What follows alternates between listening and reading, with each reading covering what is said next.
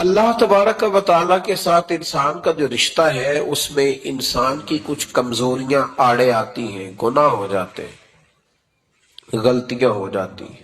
ان غلطیوں کے بعد اپنے رب کریم کے ساتھ اپنے تعلق کو مضبوط کرنے کے لیے اللہ رسول نے جو ہمیں وظیفہ دیا اس کو استغفار کہتے ہیں۔ استغفار ویسے اس کا لغوی معنی تو ڈھانپنا ہوتا ہے، یہ غفر سے بنا ہے، لیکن اس کے اصطلاحی معنی یہ ہے کہ جو گناہ انسان سے ماضی میں ہو جائیں ان سے معافی چاہنے کا نام استغفار ہے۔ کچھ لوگ توبہ اور استغفار کا لفظ اکٹھا بولتے ہیں، لیکن توبہ کا معنی ہوتا ہے آئندہ گناہ نہ کرنے کا وعدہ کرنا، اور استغفار کا معنی ہوتا ہے پچھلے گناہوں سے اللہ کے حضور معافی مانگنا۔ اگرچہ مفہوم کے لحاظ سے یہ ہم معنی ہی بنتے ہیں، لیکن ان کا جو اصطلاحی مفہوم ہے وہ یہ ہے کہ جب آپ پچھلے گناہوں سے معافی مانگ رہے ہوتے ہیں تو اس کو استغفار کہتے ہیں۔ اللہ تعالیٰ نے اس استغفار کو بڑا پسند فرمایا، بڑا پسند فرمایا، اور یہ استغفار کے جملے مالی کو اتنے پسند آئے کہ اللہ نے نبی پاک علیہ السلام کو بھی حکم دیا، کہا محبوب آپ بھی میری بارگاہ میں استغفار کریں۔ اگرچہ حضور کا استغفار اس معنی میں نہیں ہے، بلکہ نبی پاک کا استغفار تو بلندی درجات کا معاملہ ہے، چونکہ استغفار خود ایک عبادت ہے، تو یہ عبادت کرنے کا اللہ نے اپنے محبوب کو بھی ارشاد فرمایا۔ جب فتح مکہ ہوئی تو فرمایا اذا جاء نصر اللہ والفتح، جب اللہ کی مدد آئی تو پھر فتح نصیب ہوئی، وَرَأَيْتَ النَّاسَ يَدْخُلُونَ فِي دِينِ اللَّهِ أَفْوَاجًا، تو پھر آپ دیکھیں گے لوگوں کو، لوگ فوجوں کی فوجیں دین میں داخل ہو رہے۔ لوگ پہلے ایک ایک دو دو کر کے آیا کرتے تھے، تو اب فوجوں کی فوجیں آ رہی ہیں، تو یا اللہ ہم کیا کریں؟ تو رب کریم نے فرمایا محبوب فَسَبِّحْ بِحَمْدِ رَبِّكَ وَاسْتَغْفِرْ، اپنے رب کے لیے حمد کرو، تسبیح پڑھو اور استغفار کرو۔ کیا کرو؟ استغفار، معافی مانگو، اس کے حضور آہذاری کرو، استغفار کرو۔ معنی یہ ہوا کہ جب تو غلطی ہو جائے پھر بھی استغفار کرو، جب اللہ زیادہ نعمتیں دے پھر بھی پھر بھی استغفار کرو۔ ہمارے ہاں یہ ہوتا ہے کہ جب تو کوئی نقصان ہوتا ہے تو وہ اللہ کی طرف سے ہوتا ہے، نقصان ہو جائے تو کہتے ہیں اللہ کی مرضی تھی، اور فائدہ ہو جائے تو کہتے ہیں میں نے محنت ہی بڑی کی تھی، میری جدوجہد بڑی تھی۔ ایک بچہ ایک دفعہ میرے پاس کہیں انٹرویو کے لیے جا رہا تھا تو دعا کرانے آیا، کہنے لگا میں نے وہاں جانا ہے، دعا کیجئے گا اللہ تعالیٰ کامیابی دے۔ میں نے دعا کی، کچھ اس کو پڑھنے کو بتایا، لیکن کامیاب نہ ہو سکا، لوٹ آیا۔ تو میں نے پوچھا کہ کیا بنا؟ کہنے لگا حضرت صاحب بس اللہ کی مرضی تھی، اللہ کی مرضی تھی۔ پھر ایک دفعہ گیا تو اللہ کی مرضی تھی، تیسری دفعہ گیا کامیاب ہو گیا۔ تو بھئی اب کیا بنا؟ کہنے لگا جی جب میں داخل ہوا تو اس نے جاتے ہی مجھ سے پوچھا سب سے پہلا سوال یہ کہ تمہیں جنرل نالج کی بھی کچھ معلومات ہے یا شعبے کے آدمی ہو؟ تو میں نے کہا جناب پوچھئے۔ تو انہوں نے پاکستان کا حدود اربہ پوچھا تو میں نے فٹافٹ بتا دیا۔ پھر انہوں نے مجھ سے پوچھا کہ یہ جو مینار پاکستان ہے اس کی تجویز کس شخص نے دی تھی؟ تو میں نے فٹافٹ اس کا بھی نام بتا دیا۔ پھر شارٹ ہینڈ کے ایک دو سوالات اس نے کیے تو وہ بھی میں نے بتا دیے، تو الحمدللہ کامیاب ہو گیا۔ میں نے کہا بیٹے جب تو ناکام ہوا تھا تو اللہ کی مرضی تھی، اور کامیاب ہوا ہے تو میں لگا دیے، اب اللہ کی مرضی کدھر گئی؟ یہ اتنا بڑا نقص ہے انسانی فطرت کا، اتنی بڑی کمزوری ہے کہ معاذ اللہ تعالی ہم کمزوریاں قدرت کے کھاتے میں ڈال دیتے ہیں، اور ناکامیاں قدرت کے کھاتے میں، اور کامیابیاں کیا تماشا۔ حالانکہ ہونا یہ چاہیے تھا کہ جہاں انسان کمزور پڑے تو کہے میری غلطی تھی، میری غلطی تھی۔ صوفیاء یہ سبق دیتے ہیں، اللہ کے بندے یہ پیغام دیتے ہیں کہ جب تو کہیں ناکام ہو جائے تو سمجھ جائے تیری، اور جب تو کامیاب ہو جائے تو سمجھ رہے اللہ راضی ہو گیا تھا، اللہ نے رحمت کر دی، اس نے فضل کیا۔ تو یاد رکھیں استغفار، کئی چیزوں پہ استغفار ہوتا ہے، کئی چیزوں پہ، اور استغفار کا نفع ملتا ہے۔ کیا نفع ملتا ہے؟ وہ سورہ نوح کی آیت نمبر 10، 11 اور 12 میں اللہ نے بیان فرمایا کہ استغفار صرف گناہ سے معافی چاہنے کا نام نہیں، بلکہ استغفار کا تمہیں فائدہ ملے گا۔ کیا؟ رب فرماتے ہیں فَقُلْتُ اسْتَغْفِرُوا رَبَّكُمْ۔ جب حضرت نوح کی قوم قحط کا شکار ہو گئی، آزمائشیں آ گئیں، تو آ کے حضرت نوح سے کہنے لگے اب ہم کیا کریں؟ تو کیا کہا حضرت نوح نے؟ فرمایا فَقُلْتُ اسْتَغْفِرُوا رَبَّكُمْ، آپ نے فرمایا اپنے رب سے استغفار کرو، اپنے رب سے۔ انہوں نے قحط کی بات کی، انہوں نے کہا کہ کھیتیاں اجڑ گئی ہیں، بارش نہیں ہو رہی، قحط کی بات کی۔ آپ نے کیا کہا؟ استغفار کرو، کیوں کہ انہو کان غفارا، بے شک اللہ بڑا ہی بخشنے والا ہے۔ وہ کیا کرے گا؟ یرسل السماء علیکم مدرارا، وہ تم پر موسلا دار بارش برسائے گا۔ جب تم استغفار کرو گے تو اللہ موسلا دار بارش برسائے گا، وَيُمْدِدْكُمْ، اور وہ تمہاری مدد کرے گا۔ استغفار کرنے والے کی اللہ کیسے مدد کرے گا؟ بِأَمْوَالٍ وَبَنِينَ، تمہیں مال بھی عطا کرے گا اور بیٹے بھی عطا کرے گا، بارش بھی دے گا استغفار کرنے والے کو، اور مال اور اولاد سے اس کی مدد بھی کرے گا۔ وَيَجْعَلْ لَكُمْ جَنَّةٍ وَيَجْعَلْ لَكُمْ أَنْهَارًا، اللہ تمہیں جنت بھی عطا کرے گا اور تمہیں نہریں بھی عطا فرمائے گا، تمہارے لیے جنت بھی بنائے گا، انہار بھی بنائے گا۔ توبہ کا، استغفار کا تمہیں یہ فائدہ ملے گا۔ ایک استغفار، ہمارے بزرگوں نے وہ لکھا ہے کہ جب انسان کو اللہ نعمتیں دیتا ہے تو پھر رب کا حکم ہے کہ اس پر شکر بھی کرے، نعمتوں پر اللہ کا شکریہ نہ کرنے پر بھی استغفار کرنا چاہیے۔ عزیز دوستو، بزرگوں اور بھائیوں، اللہ تبارک و تعالی اس دنیا کے اندر بہت سارے لوگوں کو منصب اور مقام عطا فرماتا ہے۔ بہت سارے لوگ ایسے ہوتے ہیں جنہیں اللہ تبارک و تعالی زندگی میں بڑے بڑے مواقع عطا کرتا ہے، وہ چاہیں تو اس موقع سے اپنے ذاتی مفادات حاصل کریں، اور چاہیں تو ان اچھے مواقع کو ملت کی، مذہب کی، قوم کی خدمت کے لیے وقف کر دیں۔ کچھ لوگ ایسے ہوتے ہیں کہ جو کسی مقصد کے حصول کی طرف سفر تو کر رہے ہوتے ہیں، لیکن اس کے پیچھے زیادہ تر ان کے ذاتی مفادات کار فرما ہوتے ہیں، اور وہ اپنے دنیاوی مقاصد کے لیے، اپنے اور اپنے خاندان کے دنیاوی فوائد کے لیے کوشش کر رہے ہوتے ہیں۔ ایسے لوگ بھی محدود رہ جاتے ہیں، ان کی سوچ بھی محدود رہ جاتی ہے، اور کئی دفعہ کچھ تھوڑی دیر کے لیے ان کے نام ابھرتے ہیں اور پھر ہمیشہ کے لیے دب جاتے ہیں۔ کچھ لوگ ایسے ہوتے ہیں جو زندگی کے اندر اللہ کے لیے، اللہ تعالیٰ کی رضا کے لیے، رسول پاک صلی اللہ تعالی علیہ وسلم کی خوشنودی حاصل کرنے کے لیے، دین کی، ملت کی، ملک کی سربلندی کے لیے آگے آنا چاہتے ہیں۔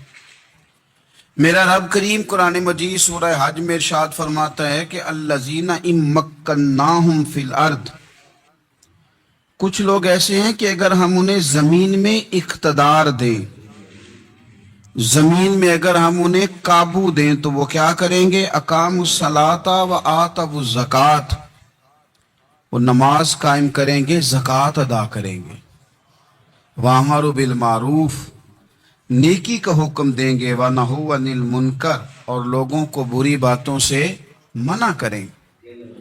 وہ دینی، فکری، اصلاحی انقلاب برپا کر دیں گے، نماز کو عام کریں گے، زکوٰۃ کو عام کریں گے، بھلائی کا حکم دیں گے اور برائی سے منع کریں گے۔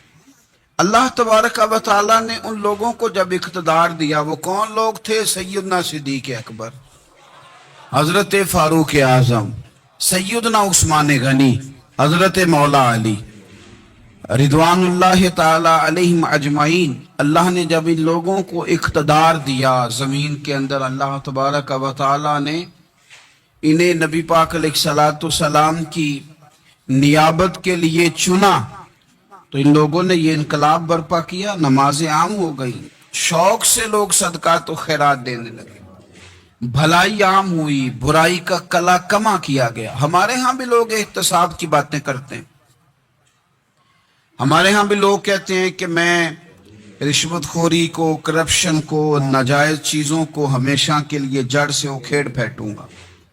लोग दूसरों से मुतालबा करते हैं कि ये सारे काम जायज करें, लेकिन खुद इस पर अमल करने को तैयार नहीं होते। याद रख लें कि ये जो एहतसाब है ये इंसान की अपनी जात से शुरू होता है। आप जब निज़ाम एहतसाब दुनिया के अंदर मुस्तहकम करना चाहते हैं तो उसमें फिर आपको अपनी जात को सामने पेश करना पड़ेगा। आज हम बात करने जा रहे हैं सैयदना फारूक आजम रदी अल्लाह ताला अन्हु। तो जनाब उमर फारूक रदी अल्लाह ताला अन्हु का जो निज़ाम एहतसाब है उन्होंने उसको घर से शुरू किया था, अपने आप से उसका आगाज फरमाया था। हमारे यहाँ ये होता है कि जिस बंदे के अकाउंट में अच्छे खासे पैसे हैं वो बिल जमा कराने जाए तो उसे लाइन में नहीं लगना पड़ता, मैनेजर साहब उसे आगे बुला लेते। तो वो बाद में क्या कह रहा होता है, कहता देखो अल्लाह ने कितनी इज्जत दी है, मुझे लाइन में नहीं लगना पड़ा। भाई लाइन में लगना तो आपका ये था कि आप समझते कि सारे मुसलमान हैं, मोमिनीन हैं, बराबर हैं, तो मैं किसी को तकलीफ में मुब्तला ना करूं। जब आप आगे चले गए थे तो आपने बहुत सारे लोगों का हक मारा था, वो लाइन में जो लगे हुए थे उनका वक्त लंबा हो गया था।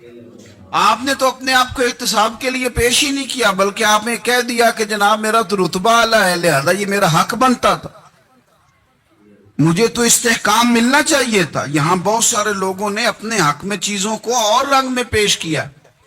सैयदना फारूक आजम रदी अल्लाह ताला अन्हु ने इस निज़ाम एहतसाब को अपने घर से शुरू फरमाया। हज़रत उमर फारूक रदी अल्लाह ताला अन्हु अपने बच्चों से फरमाया करते थे कि जब मैं हुक्म लोगों को करूंगा ना, अपनी रियाया को, मुसलमानों को मैं कोई हुक्म दूंगा तो तुम्हें पहले उस पर अमल करना पड़ेगा। आप फरमाया करते थे, याद रखना लोग तुम्हें इस तरह देखेंगे, लोग इस तरह तुम्हें देखेंगे जिस तरह गोश्त खाने वाला परिंदा गोश्त को देखा करता है। चील गोश्त खाती है तो क्या कभी उसको पैगाम भेजना पड़ा है कि तू आजा यहाँ गाय मर गई है, भैंस मर गई है? खुद ब खुद उसकी नजर होती है, वो पहुंच जाती है। जनाब उमर फरमाने लगे, मेरे घर वालों, मेरे बेटों, मेरी बेटियों, मेरी अहलिया, लोग तुम्हें इस तरह देखेंगे जिस तरह गोश्त खाने वाले परिंदे देखते हैं। लिहाजा मैं जब किसी को अमल करूं तो पहले तुम्हें उस पर अमल करना पड़ेगा जब मैं किसी को हुक्म दूं। आप फरमाने लगे, याद रखना अगर तुमने मेरा हुक्म ना माना तो गैरों ने हुक्म ना माना तो उन्हें एक सजा मिलेगी, और अगर मेरे घर वालों ने ना माना तो डबल सजा मिलेगी। तुम पर डबल सख्ती की जाएगी कि तुमने मेरी बात क्यों नहीं मानी। ये निज़ाम में एहतसाब है। हम ना दूसरों के बच्चों का गला काट के अपने बच्चों की खुशियां लेना चाहते हैं, हम चाहते हैं कि दूसरों के बच्चों के हिस्सों का माल मेरे घर में आ जाए। आ जाता है, कुछ लोगों की सियासत चल जाती है, कुछ लोगों का फरेब और फ्रॉड काम कर जाता है, लेकिन वो घर रोशन नहीं होते। उन घरों में पैसा होता है पर करार रुखसत हो जाता है। उन घरों में आसानियां और वुसअतें तो आ जाती हैं लेकिन एक दूसरे का एहतराम खत्म हो जाता है। सैयदना फारूक आजम रदी अल्लाह ताला अन्हु का ये तरीका था कि वो अपने बच्चों पर सख्ती करते। आप हमारे मुल्क में ये निज़ाम है, मौजूदा हुक्मरान हो या इनसे पिछले, बच्चे सब के मुल्क से बाहर रहते हैं। यहां रहते हैं तो मोहल्लात में, बाहर जाते हैं तो बड़ी बड़ी आसाइशों में। इनके बच्चों के लिए कानून भी अलग से हैं, कायदे भी अलग से हैं, और हमारे मुल्क के अंदर तो एक बाकायदा प्रोटोकॉल का सिस्टम है। उस सिस्टम से गुजरकर बड़े बड़े लोग चलना पसंद करते हैं। हमारे जमाने में भी कुछ चीजें सरकारी होती हैं खालिस, लेकिन अजीब निजाम है ना, हर चीज का किराया बढ़ जाता है, सरकारी दुकान का नहीं बढ़ता। باقی دکانیں 5-6 سال کے لیے ملتی ہیں، سرکاری دکان پہ آپ قبضہ کرنا چاہیں تو پورے 100 سال کے لیے مل جاتی ہے۔ چونکہ یہ عام عوام کی پراپرٹی ہے تو اس کے ساتھ جو مرضی کو سلوک کرے۔ ایک سرکاری چراگاہ تھی جس کے اندر جانور چرا کرتے تھے، ہمارے ہاں بھی پنجاب میں کچھ جگہ ہوتی ہیں تو ہم لوگ کہتے ہیں شام لاٹ ہے۔ سرکاری چراگاہ میں جانور چرا کرتے تھے۔ حضرت عمر فاروق رضی اللہ تعالیٰ عنہ کے صاحبزادے سیدنا عبداللہ ابن عمر رضی اللہ تعالیٰ عنہ نے بھی ایک اونٹ خرید لیا۔ تو سب لوگوں کے جانور سرکاری چراگاہ میں چرتے تھے، آپ نے بھی اپنا جانور وہاں چرنے کے لیے کھانے پینے کے لیے چھوڑ دیا۔ وہ جب اونٹ آیا تو پتلا تھا، کچھ دنوں کے بعد وہ فربا ہو گیا، طاقتور ہو گیا، موٹا تازہ ہو گیا۔ حضرت سیدنا عبداللہ ابن عمر رضی اللہ تعالیٰ عنہ نے بیچا تو وہ ڈبل قیمت سے بھی زیادہ کا بکا، کیونکہ پہلے دبلا پتلا تھا، اب موٹا تازہ فربا ہو گیا۔ حضرت سیدنا فاروق اعظم رضی اللہ تعالیٰ عنہ کو پتا چلا تو بلایا، فرمایا پتر اونٹ بیچ دیا ہے؟ ابا جی بیچ دیا ہے۔ فرمایا کتنے کا خریدا تھا؟ اتنے کا۔ بیچا کتنے کا؟ ڈبل قیمت بتائی۔ فرمایا اس طرح کر کے اصل رکھ لے اور جو اوپر ملی ہے مجھے دے دے۔ حضور آپ نے کیا کرنی ہے؟ فرمایا میں سرکاری خزانے میں جمع کروں گا۔ حضور کیوں؟ فرمایا اس لیے کہ تیرا اونٹ سرکاری جگہ پہ چرا کرتا تھا، وہ گھاس سرکاری جگہ سے کھاتا تھا۔ حضور سب کے کھاتے۔ حضرت عبداللہ ابن عمر کہنے لگے سب کے کھاتے ہیں۔ آپ فرمانے لگے تو سب میں شامل نہیں ہے، تو امیر المومنین کا بیٹا ہے، تجھے میں یہ حق نہیں دے سکتا، تیرے اوپر تھوڑی سختی زیادہ کی جائے گی، تجھے یہ حق نہیں ملے گا۔ تو اپنے اونٹ کو چونکہ سرکاری چراگاہ میں چرایا کرتا تھا، لہذا تجھے وہ جو اصل رقم یہاں جمع کرانی پڑے گی۔ ہمارے تو بچے پہلی بات تو یہ ہے کہ بات ہی نہیں سنتے۔ یہ سب کے بچوں کی بات کر رہا ہوں، وہ ٹیچر کے بچے ہوں، سیٹھ کے بچے ہوں، پیر کے بچے ہوں، امام صاحب کے بچے ہوں، کسی کے بچے ہوں، پہلے تو سنتے نہیں۔ اور اللہ خیر کرے اگر آپ کوئی سنانا چاہیں تو فوری طور پر وہ ہوم منسٹری کے پاس پہنچ جاتے ہیں، ان کی اماں ان کی وکیل بن جاتی، آپ کہہ ہی کچھ نہیں سکتے، حالات رخ بدل جاتے۔ اس کا نقصان یہ ہوتا ہے کہ ان کو تراشا نہیں جا سکتا، ان کو ہیرے نہیں بنایا جا سکتا، ان کے اوپر کچھ ایسی میل کچیل چڑھ جاتی ہے جو بڑی عجیب و غریب ہوتی ہے۔ اور کچھ لوگ ایسے ہوتے ہیں جو خرابی کرنے میں بھی اپنا کردار ادا کرتے ہیں، خرابی کرنے میں، اور بڑے لوگوں سے منسلک ہونے کے لیے لوگ رستے تلاش کرتے ہیں، رستے۔ میں چونکہ چیزوں کا مطالعہ کرنے کا بڑا شوقین ہوں، تو میری والدہ داخل تھی کئی سال پہلے ہسپتال میں، تو مجھے اس ہسپتال میں کچھ دن رہنا پڑا۔ ایک پرائیویٹ ہاسپٹل تھا، تو اس میں انہوں نے جگہ جگہ لکھ کے لگایا تھا ملازمین کو بخشیش نہ دیں، ہم ان کو بڑی اچھی معقول تنخواہ دیتے ہیں، سیلری بڑی عمدہ ہے، تو لوگ بخشیش نہ دیں۔ میں نے جو مینجمنٹ کے لوگ تھے ہاسپٹل کی، ان میں سے ایک سے میں نے کہا کہ اگر کوئی بندہ اپنی خوشی سے دینا چاہے تو آپ نے بڑا موٹا لکھ کے لگایا برائے مہربانی ان کو بخشیش نہ دیں۔ اس نے بڑی قیمت، سادہ آدمی تھا پر میری بڑی اس نے مجھے بات بتائی، مجھے نفع ہوا۔ کہنے لگے مولوی صاحب جب کچھ امیر لوگ ہسپتال میں مریض لے کے آتے ہیں تو وہ صفائی والے کو پہلے ہی 500 روپیہ دکھا لیتے ہیں آتے ہی، پھر وہ جیسی آواز دیتے ہیں صفائی والے فٹافٹ اندر آتے ہیں، ان کا کمرہ صاف کرتے ہیں۔ تو سارے تو بیچارے اتنے مالدار نہیں ہوتے کہ آتے ہی پہلے کام والے کو 500 دیں۔ پھر نقصان کیا ہوتا ہے کہ یہ جن کی ذمہ داری ہے بہت ساری ڈیوٹیاں کرنے کی، یہ ڈیوٹی نہیں کرتے، یہ پلٹ کے ان کی طرف دیکھتے ہیں جن کے گھر سے سالن صحیح آتا ہے، ادھر ان کی توجہ زیادہ ہو جاتی ہے، جو نوٹ ان کو زیادہ دکھاتے ہیں، جو پھل لے کے آتے ہیں تو آدھا ان کو دیتے ہیں۔ تو ہم یہ کہتے ہیں یہ کام ہی نہ کرو، یہ اپنی تنخواہ پہ کام کریں تاکہ ہر آنے والے کا درد سمجھیں، ہر ایک کو یکساں یہ سروسز فراہم کریں۔ حضرت ابو موسیٰ اشعری رضی اللہ تعالیٰ عنہ نے پہلے تو ایک قلین بڑا سونا تھا، تو آپ نے حضرت عمر کے گھر بھیج دیا کہ چلو ان کے گھر میں ان کی اہلیہ بچھا لیں گی، کہیں سے تحفہ آیا۔ پھر وہ جس कमरे में माले गनीमत और खजाना रखा जाता था, उसकी सफाई कर रहे थे तो एक दिनार मिल गया। तो वो दिनार बच्चे सारे जा रहे थे, तो उनमें से हजरत उमर के एक बेटे को, छोटे को बुलाया और बुला के कहा, पुत्र ये दिनार ले लो। हजरत उमर ने देखा कि बेटे के हाथ में दिनार भी है और घर में कालीन भी है। एक मौके पे वो कालीन गया, एक मौके पर बच्चे को एक दिनार दिया। तो हजरत उमर अपनी अहलिया से पूछने लगे, ये कहां से आया कालीन? का जनाब अबू मूसा अशरी रदी अल्लाह ताला अन्हु ने भेजा है।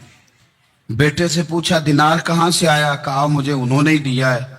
आपने वो दिनार भी लिया और कालीन भी लिया और उसको लपेटा और जनाब अबू मूसा अशरी को बुलाया और इतने सख्त नाराज थे, फरमाने लगे अबू मूसा अशरी से कहना मेरे पास पैदल आए, घोड़े पे ना आए। और जब आए हजरत अबू मूसा अशरी तो जनाब उमर इतने नाराज हुए कि वो कालीन लपेट के तो उनके सर पे मार दिया।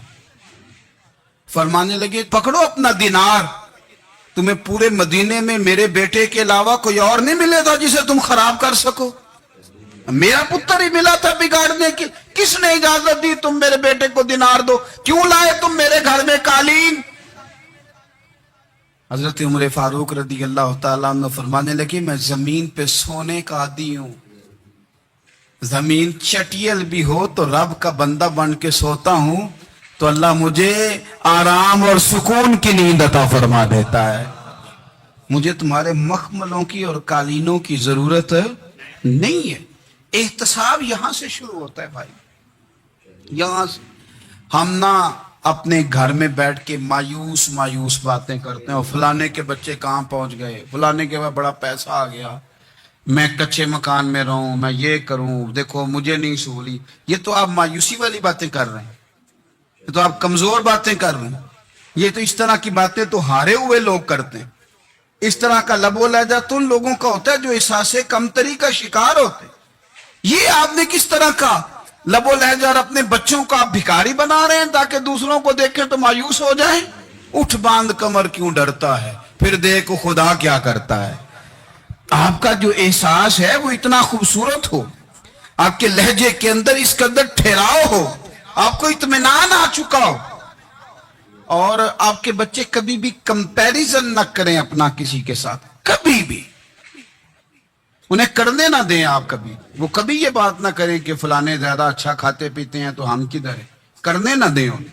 उन्हें बताएं कि बेटा अपनी मट्टी पे चलने का सलीका सीखो, संगे मरमर पे चलोगे तो फिसल जाओगे। उनको बताएं कि जो तुम्हारे पास है ये खुदा का अतिया है, इसी पर तुमने कनात करनी कभी भी। हजरत ज़ैद बिन हारसा से नबी पाक सल्लल्लाहु अलैहि वसल्लम को बड़ा प्यार था। फिर उनके बेटे हुजूर के गुलाम ज़ादे हजरत उसामा बिन ज़ैद के साथ भी हुजूर बड़ा प्यार करते। लेकिन ये तो मुसल्लमा हकीकत है ना कि अजमत और शान तो सैयदना फारूक आजम की ज्यादा है। उम्मत का इत्तेफाक है कि नबियों के बाद सबसे बड़ा दर्जा जनाबे सिद्दीक अकबर का, और फिर अल्लाह ने मकाम अता किया हजरत फारूक आजम को। ये बड़े लोग थे। एक दफा माल तकसीम हो रहा था तो हजरत उमर रदी अल्लाह ताला अन्हु ने ना हजरत उसामा बिन ज़ैद को 4000 दिनार दिए और अपने बेटे अब्दुल्ला इब्ने उमर को 3000 दिनार दिए। तो हजरत अब्दुल्ला इब्ने उमर घर जाके कहने लगे अब्बा जी उसामा में वो कौन सी खूबी है जो मेरे अंदर नहीं, और उसामा के बाप में वो कौन सी खूबी है जो आपके अंदर नहीं। तो हजरत उमर की आजिज़ी देखिए, हालांकि बिल इत्तेफाक दुनिया जानती है कि जनाब उमर फारूक रदी अल्लाह ताला अन्हु अफजल हैं, फिर भी पता है अपने बेटे से क्या कहते हैं? फरमाते हैं ओ सुन यार, वो खिदमत गुजार हैं नबी पाक के, वो भी हुजूर के घर में ड्यूटी करते, नौकरी करते, और इनके बेटे भी हुजूर की नौकरी करते, ये खिदमत गुजार हैं। फरमाने लगे अगर तूने पूछ लिया तो सुन, फिर मेरी तो राय ये है कि तेरे से ज्यादा उसामा बिन ज़ैद हुजूर की नजर में प्यारे हैं, और उसामा का बाप तेरे बाप से ज्यादा नबी पाक का प्यारा है। कोई कंपैरिजन करने नहीं दिया, बच्चों को किसी ऐसी जगह खड़े होने नहीं दिया। فرمایا یہ وجہ ہے، یہ انداز ہے کہ تو زیادہ پیارا ہے۔ حضرت عمر فاروق رضی اللہ تعالیٰ عنہ پسند نہیں کرتے تھے، ذرا برابر بھی پسند نہیں کرتے تھے کہ کوئی شخص اور مال آتا تو اپنے رشتہ داروں کو نوازنے سے بچتے۔ مال غنیمت آتا ہے نا، ہمارے ہاں تو اللہ خیر کرے جب کوئی بندہ کونسلر بنتا ہے، چیئرمین بنتا ہے، تو ٹھیکہ کس کو دیتا ہے؟ کوئی چلو بھتیجا مل جائے، کوئی بھانجا مل جائے، کوئی چھوٹا بھائی، اسے بھی کام مل جاتا ہے ساتھ۔ نوازنے پہ لوگ آتے ہیں تو وہ تلاش کرتے ہیں کہ کہاں کہاں کو میرا ہے، وہ ٹینڈر ہی ان کے نام کے پاس ہوتے ہیں جن کی طرف ذرا نظر کرم زیادہ ہوتی۔ حضرت عمر فاروق مال تقسیم کر رہے تھے تو بیٹی آگے کہنے لگی، ابا جی رشتہ داروں کا بھی حق ہوتا ہے، آپ سب کو دیتے ہیں، آپ کے اپنے آپ کے قریب ہی نہیں آتے۔ تو حضرت عمر فاروق نے کیا لفظ کہے، کیا حقیقت ہے، کیا حسن ہے، فرمانے لگے، پتر یہ مال تیرے باپ کا نہیں، مسلمانوں کا ہے۔ جب تیرے باپ کا ذاتی مال ہوگا تو اپنے رشتہ داروں کو دے گا، یہ مسلمانوں کا مال ہے، یہ اسی حساب سے تقسیم ہوگا جو عدل کا حساب ہے، جو ترازو ٹھیک ہے۔ فرمایا تو مجھے یہ مشورہ نہ دے، یہ مسلمانوں کا مال۔ یہاں سے نظام میں احتساب شروع ہوتا ہے، یہاں سے انسان آگے بڑھتا ہے، اور پھر کوئی تکلف نہیں کسی پر حضرت عمر کا، کوئی چھوٹا ہے یا بڑا ہے۔ حضرت ابو سفیان رضی اللہ تعالیٰ عنہ سردار رہ چکے ہیں مکے کے، بڑے آدمی، لیکن نظام احتساب میں کوئی چھوٹا بڑا نہیں ہوتا۔ حضرت عمر فاروق مکہ مکرمہ گئے تو لوگوں نے کہا، حضور جناب ابو سفیان نے نا گلی میں پتھر رکھے اور بہت سارے لوگوں کو رستوں میں تکلیف ہو رہی ہے۔ تو حضرت ابو سفیان رضی اللہ تعالیٰ عنہ سے بھی لوگ کہہ دیتے تو وہ بھی اٹھا دیتے، لیکن لوگوں نے چونکہ وہ سردار تھے، بڑے تھے، تو لوگوں نے ان سے کہا نہیں۔ حضرت عمر جب آئے تو کہا تو جناب عمر نے پرواہ نہیں کی، خود آئے جناب ابو سفیان سے کہا، یہ پتھر آپ نے رکھے؟ کہا حضور ہاں۔ فرمایا یہ بھی اٹھائیے، یہ بھی اٹھائیے، یہ بھی اٹھائیے۔ جب وہ اٹھا رہے تھے تو حضرت عمر کہہ رہے تھے، شکر نہیں اللہ کا کہ عمر کہہ رہے ہیں اور ابو سفیان مانتے جا رہے ہیں، شکر نہیں۔ یہ نظام اقتصاب ہے کہ بڑا ہو یا چھوٹا ہو، اس کو یہ حق حاصل نہیں ہے کہ مسلمانوں کو وہ کسی تکلیف میں کسی بھی صورت میں مبتلا کرے، کہیں بھی کسی جگہ بھی، اس کو یہ والی اجازت نہیں۔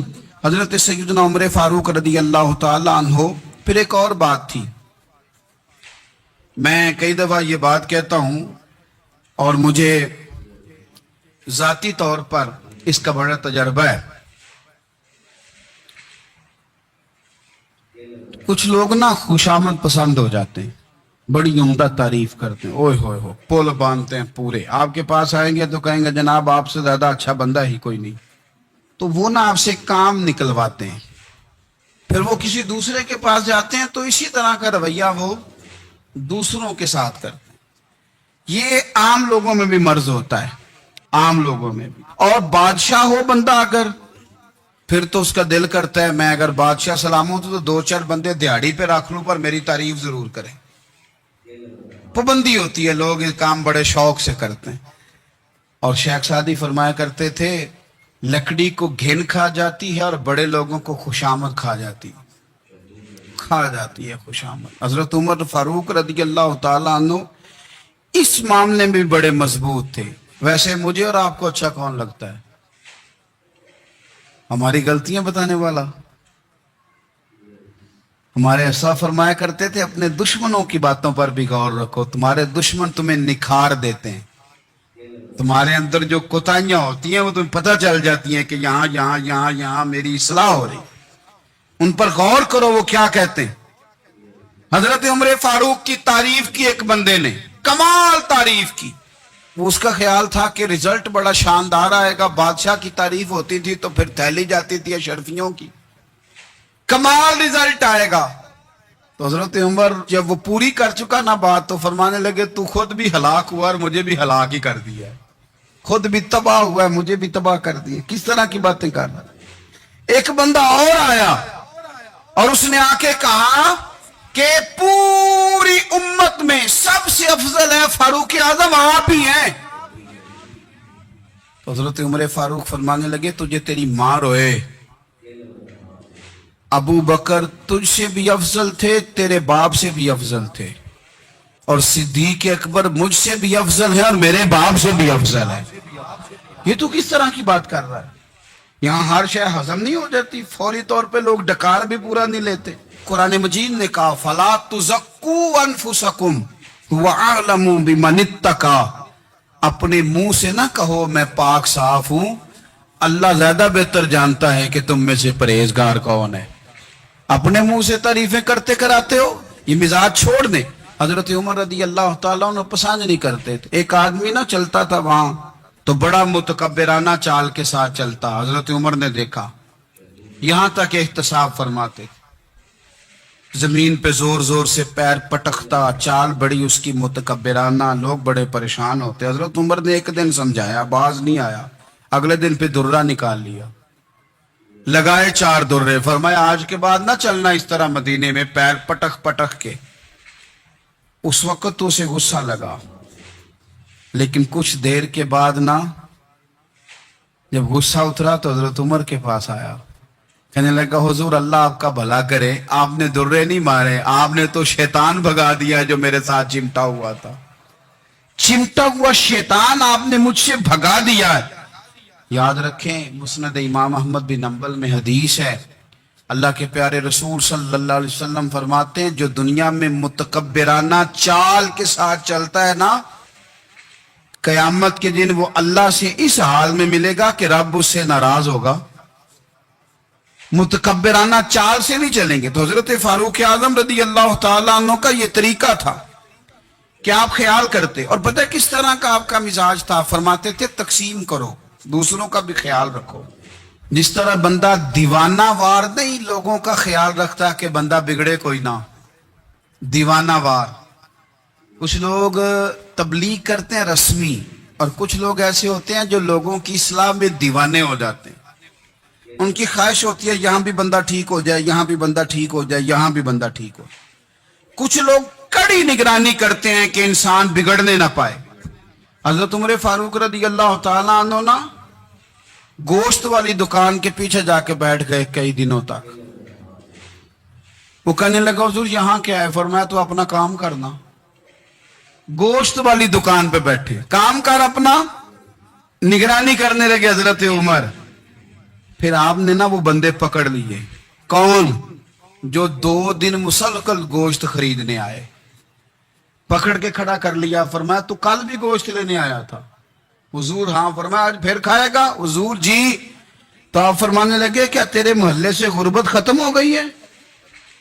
تیرے رشتہ دار سارے پیٹ بھر کے کھاتے ہیں، تو 2 دن گوشت لینے آتا ہے؟ فرمایا آج کے بعد مسلسل گوشت لینے آیا تو درے سے ماروں گا، خبردار یہ کام نہ کرنا۔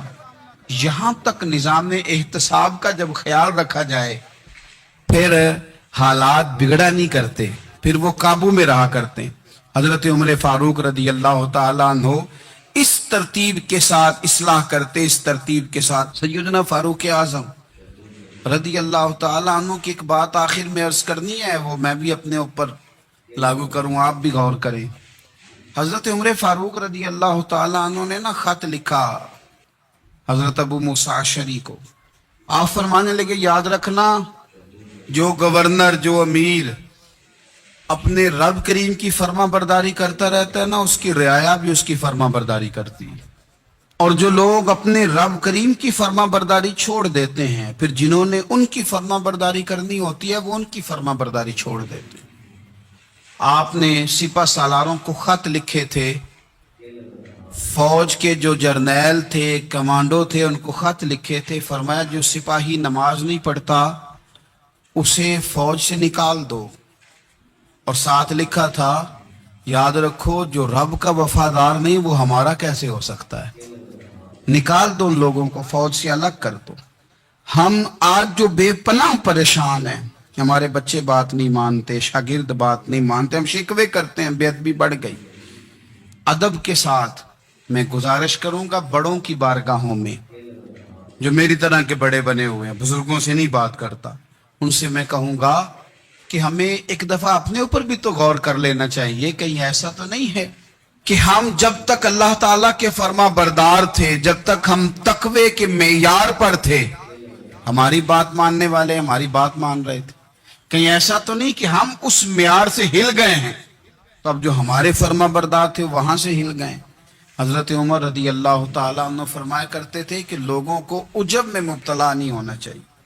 خود پسندی کا جو ماحول ہوتا ہے اس سے لوگوں کو ہمیشہ نکلنا چاہیے. حضرت عمر کے ایک صاحبزادے نے کنگھی کر لی، اچھا لباس پہن لیا تو درہ مارا جناب عمر نے. تو آپ کی بیٹی کہنے لگی ابا یہ تو بالکل جائز ہے، اچھے کپڑے پہننا، اچھا لباس پہننا اور سر میں کنگھی کر لینا، اس پر درہ کیوں مار دیا؟ تو آپ فرمانے لگے بیٹا یہ خود پسندی میں مبتلا ہونے لگا تھا، یہ اپنے آپ کو بہت بھلا سمجھنے لگا تھا، اس کا خیال تھا کہ میں یوں میرے علاوہ کوئی نہیں. یہ اس مقام پہ جا رہا تھا جہاں اس کی تربیت رک جاتی، اس لیے درہ مارا ہے. ایک دفعہ حکومتی معاملات کے اندر آپ کی اہلیہ نے مشورہ دینا چاہا. بڑے کام بیویاں نہیں کرتی، بڑے بڑے معاملات میں مداخلت نہیں کرتی. ہمارے بر صغیر میں وہ بادشاہ نہیں گزرا کہ جو فیصلہ کرتا تھا تو کرسی پہ بیٹھ جاتا تھا اور پردے کے پیچھے اس کی بیوی بیٹھ جاتی تھی، اور جب وہ فیصلہ سنانے لگتا تو یوں گردن پیچھے کرتا اور اہلیہ جو کہتی وہ فیصلہ سنا دیتا. لیکن ایک دفعہ خاتون نے ایک آدمی کو حضرت عمر نے معزول کیا تو آپ کی اہلیہ نے اس آدمی کی اہلیہ حضرت عمر کی اہلیہ سے ملی ہوں گی، تو خاتون نے ذرا سفارش کرنی چاہی. تو جناب عمر فاروق رضی اللہ تعالیٰ عنہ کے ہاتھ میں عصا تھا، ڈنڈا تھا، 2-3 دفعہ زمین پہ مارا. فرمایا تمہیں کس نے اجازت دی ہے حکومتی معاملات میں مشورہ دینے کی؟ یہ مشورہ مولا علی دیں گے یا عثمان غنی دیں گے؟ آپ کو کس نے اجازت دی؟ وہ حکومتی معاملات، وہ مسلمانوں کا اجتماعی معاملہ، وہ مسلمان دیکھیں. آپ کو اس میں آنے کی اجازت نہیں ہے. جو آپ کی ذمہ داریاں ہیں، آپ کے حقوق ہیں، ان پر آپ بات کریں. تو بھائی نظام میں احتساب اپنی ذات سے شروع کریں. ہماری اولادیں، ہمارے بچے، وہ باہر سے انہوں نے زیادہ اثر نہیں لیا. ہم نے انہیں بتایا کہ ہم بڑے غریب ہیں، ہم بڑے مجبور ہیں، ہم تو بڑے کمزور ہیں، ہماری تو سنتا کوئی نہیں، یہ تو امیروں کا ملک ہے، اس میں تو فلانے فلانے کو اہمیت حاصل ہے. ان باتوں نے ہمارے بچوں کو کمزور کیا ہے. ان باتوں نے ہمارے بچوں کے دلوں میں احساس کمزوری پیدا کیا ہے. آپ ان کو جینا سکھائیں. آپ ان لوگوں کو بتلائیں کہ رب کریم نے جو تمہارے لیے بہتر سمجھا وہ تمہیں اپنے فضل سے بڑا عطا فرمایا ہے. آپ ان کو ان کے مقام پر رہ